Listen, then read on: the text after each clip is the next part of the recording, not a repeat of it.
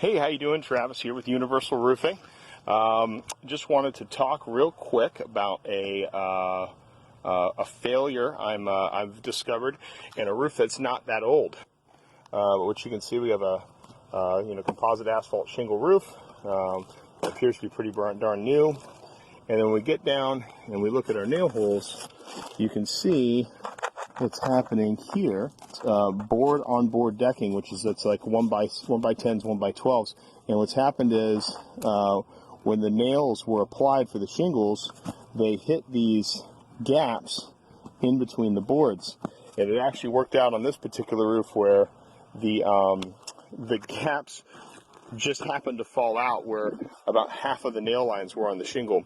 So what we ended up with is multiple rows of shingles with no substrate behind the nails. The nails just blew out the underlayment, so the underlayment's not able to do its job in a heavy rain.